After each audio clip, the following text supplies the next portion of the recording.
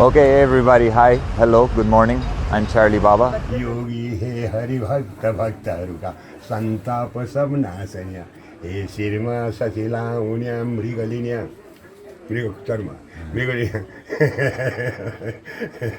Taila Unia Mrigalia Tindale Sovinia he Nirmananta Sebakamo Gyan Baksio Tirunia he Raja Grahaka Pitaji Yamaka he Anna Karka Ori he Chaya Pati he Sani Sarapita Suryapata कोचन हजुर कासरी ए श्री सूर्य जगत भरी घुमी घुमी ए श्री सूर्य जगत भरी घुमी घुमी हर दिन तारारू भरुनाश कराई दिनुहोस् मेरा ऊपर दो दिन. Okay, so everybody, I'd like to welcome you here today to where I live in Nepal. It's a small town called Panauti, and where we're standing at the moment is called Triveni Ghat. Triveni means where three rivers have come together. When it's two rivers like we see here next to us, we call it a Beni.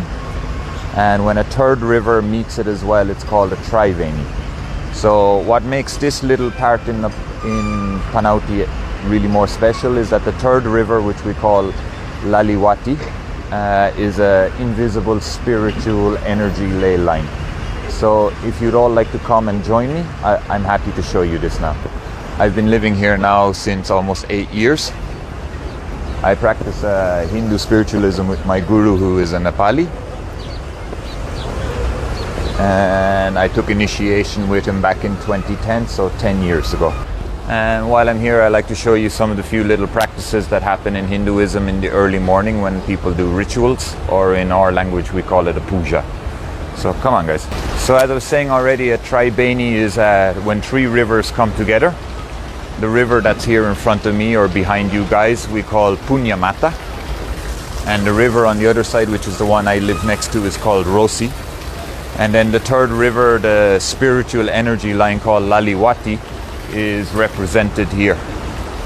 So before we visit temples or give meeting to the gods, first it's generally considered kind and polite to have a little wash.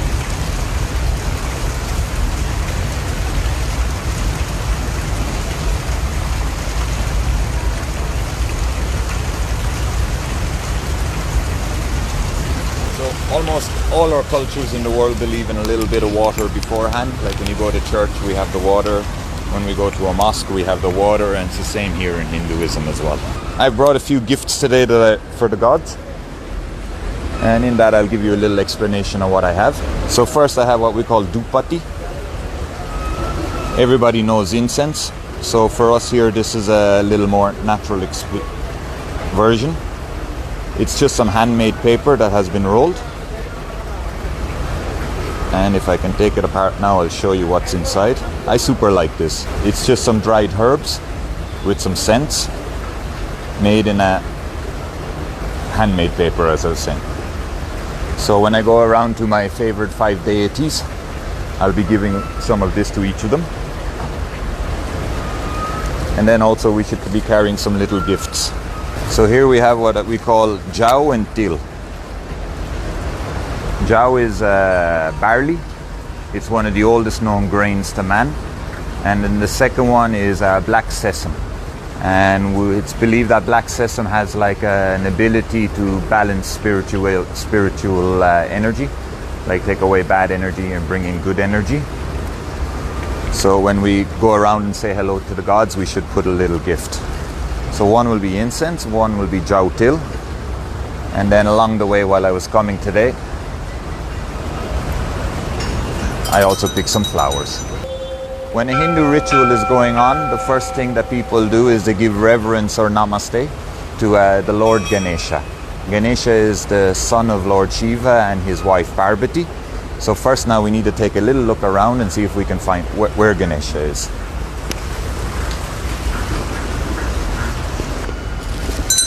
So Ganesha is quite an iconic figure in Hinduism and almost all over the world.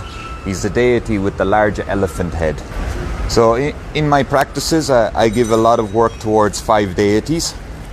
The first one is Lord Ganesha. And as I was saying, in Hinduism, he's the first god that we make the puja to. So today I'm going to have 5 incenses, and as I go around for these 5 deities, I'll give 1 each.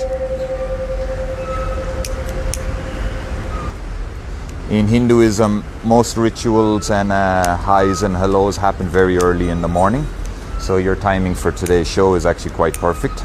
So a little bit of my Jautil, hi, hello, namaste, om Sri Gangara Pate Namaha Swaha, a little gift of a flower, and 1 incense I will leave here with Lord Ganesha.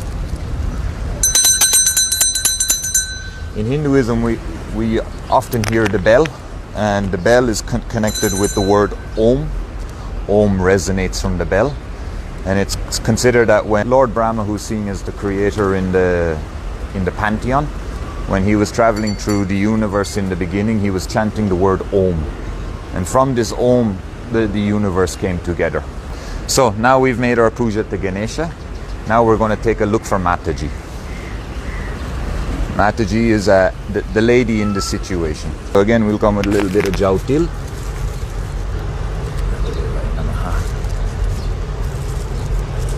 We'll leave a little incense. 1 flower for the good lady. And again, the little Om. And then after the lady, we're going to look for her husband, Lord Shiva. Come with me, guys. So in Hinduism, Lord Shiva is usually represented by a phallic-looking symbol that we call a lingam. And in this case, we have here what's known as a Pasupatinath lingam. Pasupatinath lingam is this phallic structure with faces all around it. And for Nepalis, Pasupatinath is considered like the protector deity here. In Kathmandu, we have one of the most important Hindu temples in all the Hindu world called Pashupatinath. And it is believed that if a person is cremated at Pashupatinath, that in the next life you escape the cycle of being an animal. So the name Pashupatinath actually means, Pashu means animal, Pati means protector, and Nath means God. So this is how we'd say like the father figure for us.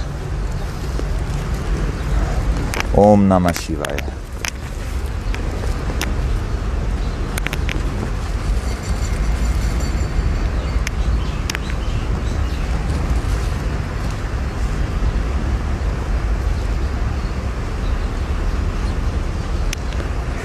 So always when you're coming to a temple or to give reverence, your shoes should go off, and everything in the giving and the receiving should be done with the right hand, because our left hand we use for other things like going to the toilet. So after Lord Shiva, then we visit Lord Vishnu. Lord Vishnu is seen as the sustainer of life on this planet. And also for Nepalis and Buddhist, Vishnu also has a meaning because he's he is the root avatar of Lord Buddha.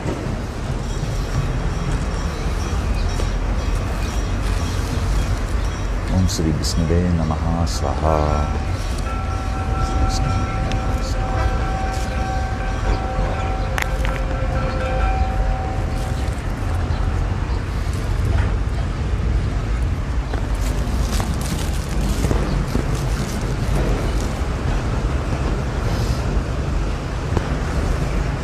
And so, after Lord Vishnu, which is number 4, now we're going for number 5. We're going to look for the sun, which of course is in the sky.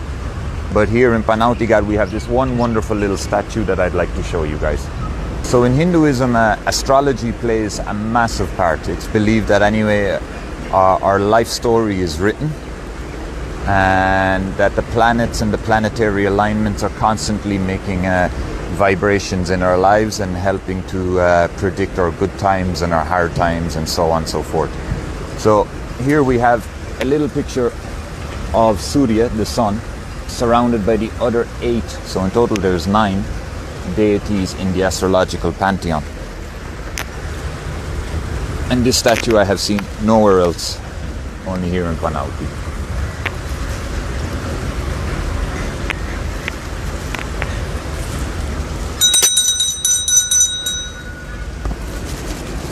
So that's our 5 deities done this morning. I'm going to put away my little gifts. Here we see more examples of lingams. These are more simple and crude, but very primitive and animistic. And so when you see it, here is Shiva represented with the phallus, and down underneath is what we call the yoni. It's more the feminine representation. And when you put the two together, you have a representation of the male and female energy in the world, which of course is what everything comes down to. There is no making without the man and the woman, eh? So usually when you come to temples, it's good to bring a small bit of little money, because usually someone's going to ask you for a donation.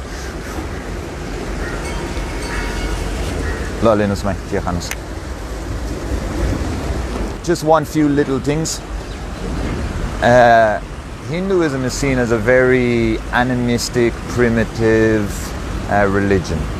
For us, we call it Sanatana Dharma. Sanatana Dharma means the continuing Dharma, the Dharma that was there in the beginning and the Dharma that will be there in the end. So every Dharma that came afterwards is only a continuation of those that came from the beginning. So this is why in true Hinduism there is acceptance for everybody inside, because we're all just following from each other. So in Hinduism, as you saw, like the first thing I did was I washed my face and my feet. Water is an integral part. It's one of the main 5 elements in life. So for Hindu rituals, everything is starting with water, even before the first deity. Animals, as you see, are represented, fire is represented, but without water, nothing happens. So in our born time, in the early morning time, water is important. At the very end, even our burial and our cremation happens here. This gentleman is sitting, next to it we have a crow. This is the cremation ground. At the very end, this is where we all come to sit on a log pyre, and within 45 minutes, hour and a half, we're all gone away. And even before our dead body is burned, we're brought here to a place like this, where our feet sits in the water, and even in the last time we are washed. So water will always be an integral part of the Hindu religion, and without it, the religion doesn't even start moving. So guys, this is our Panauti Ghat. Personally, it's one of my favorite places in the whole of Nepal, probably even in the whole of the Hindu world. I hope you guys enjoyed this little glimpse. And now we're going to move on to Indra Shore Temple, which also helps to highlight the importance of this Panauti.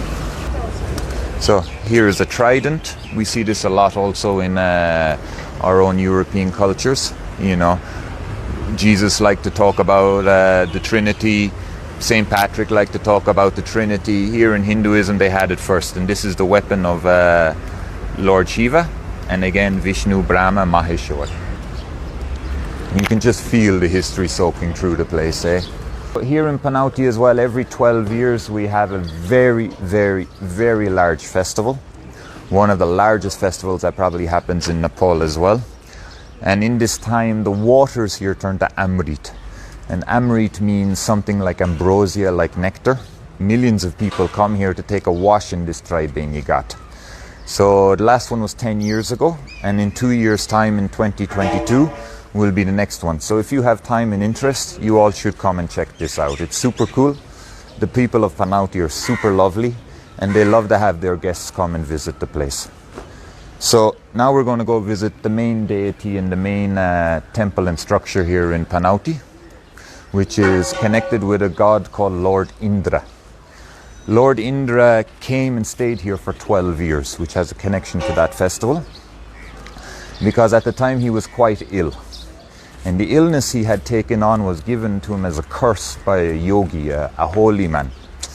Now, Lord Indra is probably the 4th most important god in Hinduism. The first, of course, was Brahma, who created the world, Lord Shiva, who is the destroyer, and Lord Vishnu, who sustains life on this planet. But of course, with more than millions and millions and millions of gods up in the sky, even gods need a manager. So Lord Indra is seen as the Lord of the gods. He's the one who takes care of all the daily, day-to-day stuff. Anyway, so Lord Indra had become sick. Why he became sick? Because he coveted the wife of a yogi. And this yogi, when he found out, he got very angry and he threw a curse at Lord Indra. So one night Lord Indra was sleeping after he tried to make moves on this yogi's wife. the yogi threw the curse on him, and in the morning when Lord Indra woke up, he was covered in vaginas. 108 vaginas were all over his face. He was highly embarrassed, very nervous, and he had to go ask somebody for help. So Lord Indra went to the only person who he trusted in energy and in belief and in power, and he went to Lord Shiva and he said, Shiva, I have a problem. And Shiva said, what's the problem? He said, look, I'm covered in vaginas. And then Shiva went, wow, it's a bit of a problem, my friend, you know. So here's my advice. There is a place called Panauti in the Himalayas. You should go to the river's edge and stay there for 12 years to do a meditation. And at the end of the 12 years, you should take a wash in the rivers at the meeting point, and your problems will be fixed. So of course, Lord Indra didn't doubt the advice of Shiva, so he came here, stayed for 12 years, and when the stars and the astrology aligned correctly, which was on the 12-year festival time, he took a wash in the river, and all these vaginas fell away. So come on, let's go check out the temple to Lord Indra.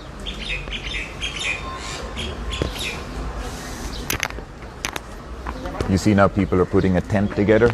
There will be a program here today, probably with food and good times. Could be a wedding, could be a ritual, could be a christening. The Nepalis, they love to have rituals and feedings and to invite all their friends and strangers and whatnot. So now you're starting to see a little bit of old Panauti town.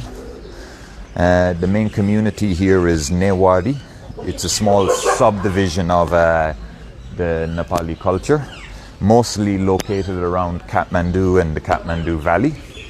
Their origins, not many people are sure of. Some say it's from South India, some say it's from North Tibet, so there's no fixed consensus. And in Newari culture, you can find everything from strict Brahminical Hindus to Buddhists to superfusions. Hey, it's closed. So Panauti also has the reputation of being like an earthquake-proof town, because the foundations of the city is built on a rock that never vibrates in the earthquake time. So I had hoped to take us through that door, which seems to be closed, and behind is Indra Shore Temple. So we'll go around in a minute to the front door. And again, to show you, people have come to make a ritual to Ganesha before moving on into the day. Nepal, as you may all have known, had a very big earthquake 5 years ago. We're just after the 5th anniversary. It was 7.8, something like that on the Richter scale. Like my village, which is only 2-3 kilometers outside of Panauti, sustained like 60% damage. But Panauti still has its history intact because of this rock bed that it sits on. Here's a fine example of a modern but old style house. Newaris are also very famous for their artistic designing.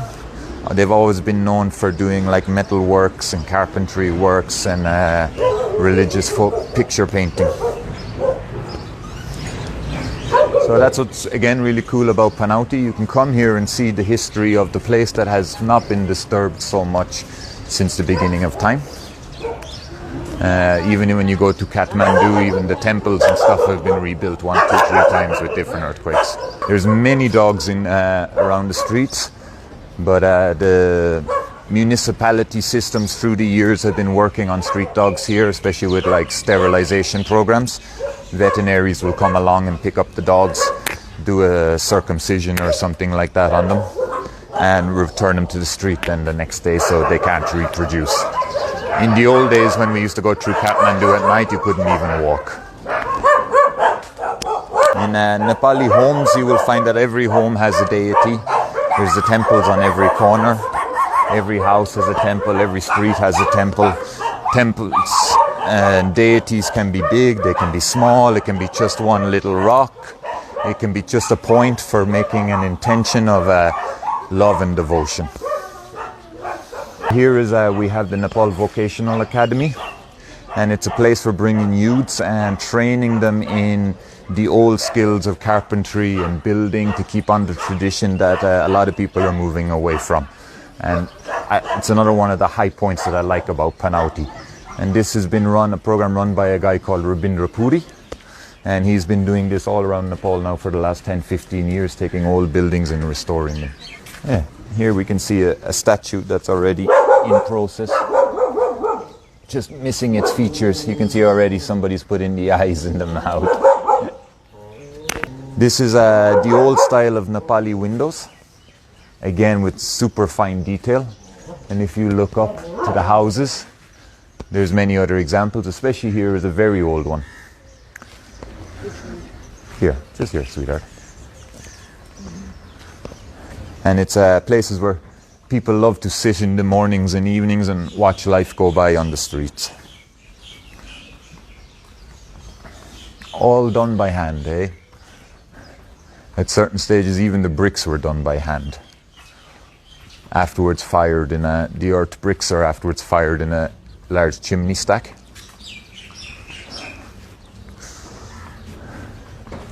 So when you come to visit Panauti, if you come to Indra Shore Temple, if you're a foreign tourist, Nepal has this system where it likes to take money from its visitors. Indra Shore Temple anyway, who is Lord of the Gods, don't ask for too much. And you'll see in Nepal always the doors are very low, because when we enter a house or a temple, a person should bow with a little bit of respect. As I was saying, early morning you'll always see people moving about, giving their oblations and respects to the deities. Usually in Hindu world you will find it's the women who do it mostly. And here is Indra Shore Temple. Isn't she a beauty? So inside is actually, in the main center of the temple, is again another one of these lingams, this phallus deities. And it's super fusion between Lord Indra and Lord Shiva. This is a statue to Lord Krishna, the little playful one, playing his flute with his ladies around him. Newaris are, how to say, as I said, they're amazing craftsmen. If you look at all the sculpture work that has happened around the temple, like the sheer amount of detail is awe-inspiring, eh? As I was saying already, with Newaris, you can find everything in all the cultures inside the Newari group. And when I say all the cultures, like from Buddhism all the way through, from strict Buddhism all the way through to strict Hinduism, and super fusions of the two in between. They're also very famous for being very good farmers for agricultural work. And especially where Hinduism is concerned, like agriculture is hand in hand with Hinduism. Like all our main festivals coincide with the harvesting times. So again, this temple has been here for yonks because, of course, like as I said already, Panauti doesn't actually suffer from earthquakes because it sits on this massive rock bed that when an earthquake comes, it doesn't vibrate. Two lions, as tigers as such, and their job is to keep all the negative energies away and the bad spirits from attacking the place. And speaking about strong spirits, maybe I'd like to take you over to the Tantric Corner of the temple. So in Hinduism, all the deities are represented from happy and fluffy to very strong spirits that demand sacrifices or more baseless gifts, something more than just a flower or incense. And the strongest one, or the most famous one, is Lord Bhairav, and he's seen and represented here. Here you can see some deities. Some are like Gorakhnath, some are like Bhairav. Gorakhnath is also a Nepali guru and spiritual teacher who has his own, how to explain Gorakhnath?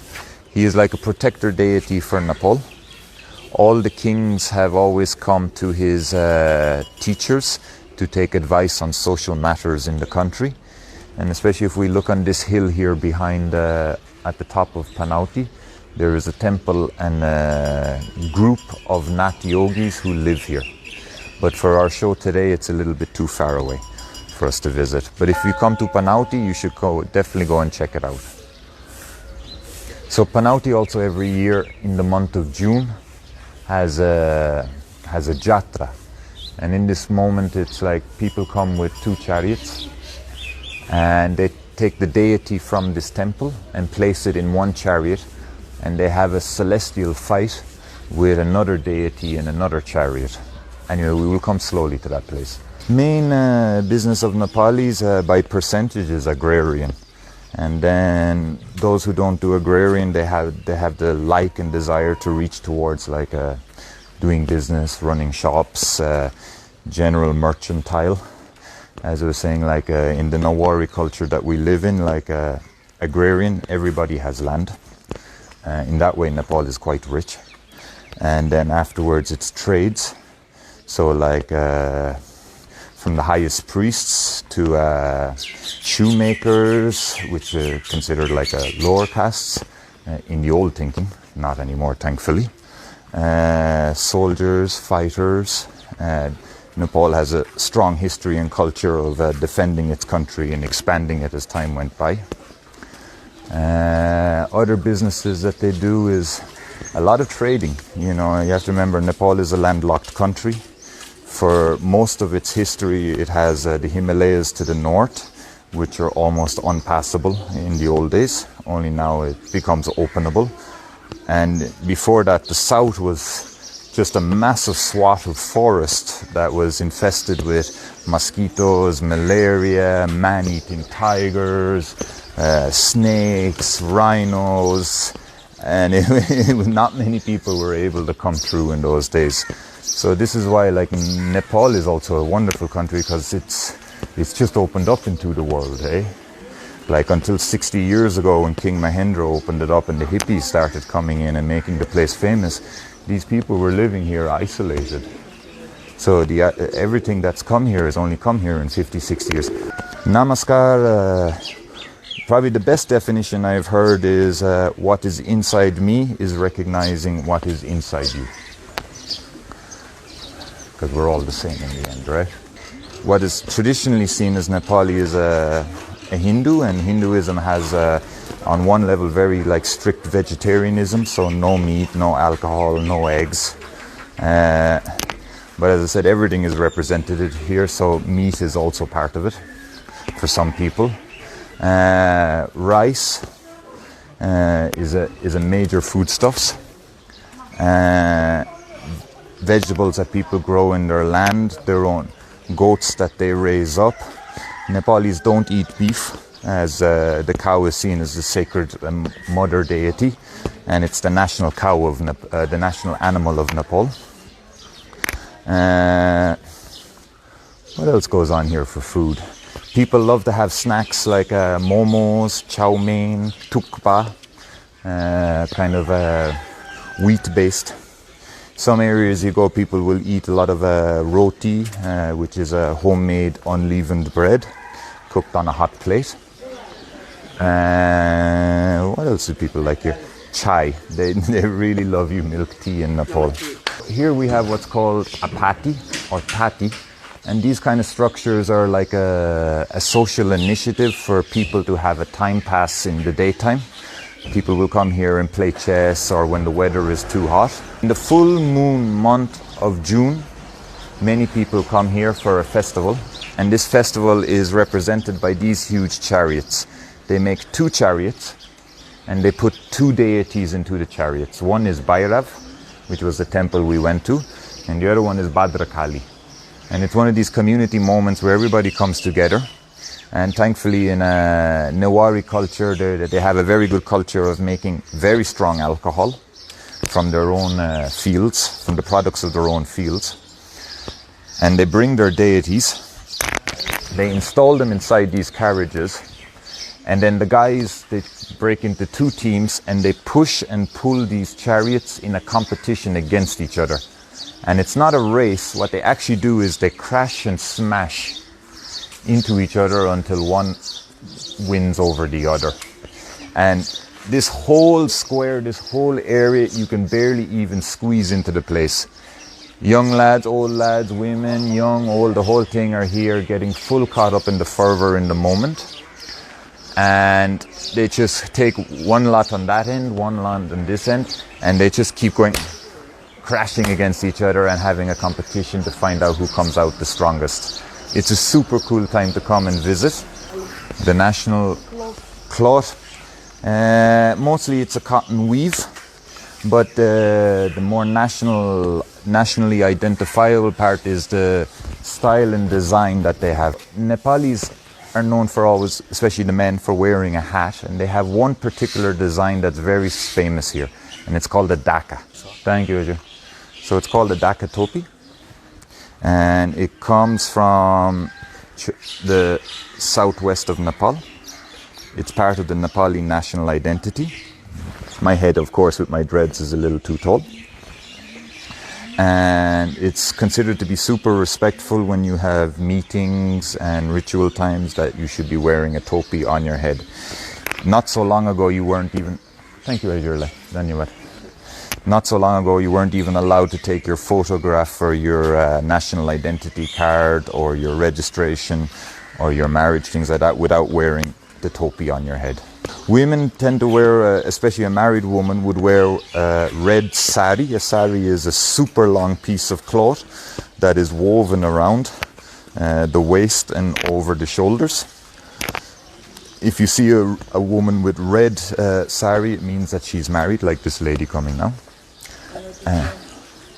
And here is a old age water spout. So this is in where the community lived, and it's a place where you can come to get your water for your home.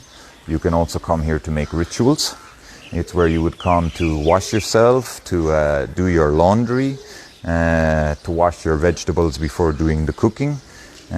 So again, without water there's no life, eh? So water and these old style fountains and spouts, which would have been initiated by kings, was a place for the community to come together, but also be happy, healthy and vibrant. Nepal is another reason why Nepal is a super place. It is known that Lord Buddha chose to be born here.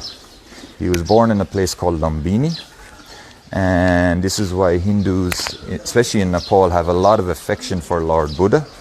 He's seen as an avatar or a reincarnation of Lord Vishnu, so for Hindus he becomes a very approachable figure. And usually for Buddhists, especially like Himalayan Buddhists, they visit a place called a pagoda or a stupa, which would usually contain something like Buddhist scriptures or maybe even a part of Buddha himself. And Panauti, of course, has one stupa here. So I would like to show you guys that, and again give an example of how Newari culture... Hello, big man. No, I understand. It's your house. Now stay. Never be scared of dogs. We've come to the end of the day. People have moved on with their day. Here in Nepal now people are getting ready to cook dal bhat. Dal bhat is rice, lentils, vegetables, maybe some meats, maybe some achars and pickles. We hope you've all enjoyed your day. I hope everybody's lockdown is going kindly. And I hope you're all thinking and dreaming of wonderful places to visit at the end of all this. So everybody, thank you very much. Have a great day. And thank you for joining us. Namaste, I'm Charlie Baba.